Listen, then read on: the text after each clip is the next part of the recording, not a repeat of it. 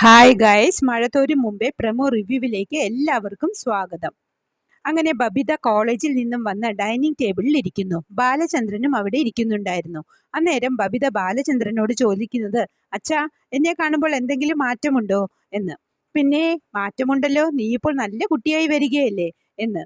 എന്നിട്ട് നമ്മുടെ അമ്മയ്ക്ക് മാറ്റമൊന്നുമില്ലല്ലോ അച്ഛാ എന്ന് ബബിത പറയുമ്പോൾ, അതിന് ദൈവം തമ്പുരാൻ മുകളിൽ നിന്നും ഇറങ്ങി വരണം, എന്നാലേ മാറുള്ളൂ. ചിലപ്പോൾ അന്നേരവും മാറില്ല എന്ന് ബാലചന്ദ്രൻ പറയുന്നത് കേട്ടുകൊണ്ട് വരുന്നുണ്ട് നമ്മുടെ വൈജയന്തി. അത് തീരെ ഇഷ്ടപ്പെടുന്നില്ല വൈജയന്തിക്ക്.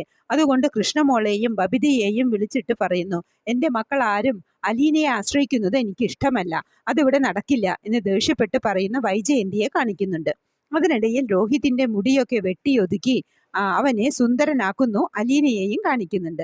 അതേസമയം മനു വീട്ടിലെത്തി കമലയോടും ശിവനോടും പറയുന്നത്, ഇനി ഞാൻ അലീനയെ മാത്രമേ വിവാഹം കഴിക്കുകയുള്ളൂ.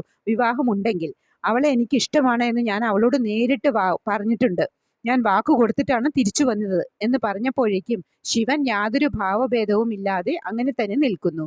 കമലയാണെങ്കിൽ കണ്ണുരുട്ടി വായും പൊളിച്ച് നിൽക്കുന്നതാണ് പ്രമോ ആയി കാണിച്ചത്. പ്രമോ ഇഷ്ടമായെങ്കിൽ ലൈക്ക് ചെയ്യാനും ഷെയർ ചെയ്യാനും സപ്പോർട്ട് ചെയ്യാനും സബ്സ്ക്രൈബ് ചെയ്യാനും മറക്കരുത്. അടുത്തൊരു എപ്പിസോഡിന്റെ പ്രമോവുമായി വരുന്നതുവരെ കാത്തിരിക്കുക.